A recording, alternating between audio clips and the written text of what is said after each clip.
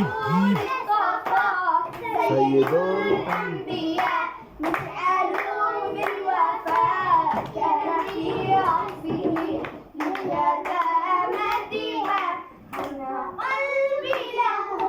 غدا عوقا إليه ليس قلبي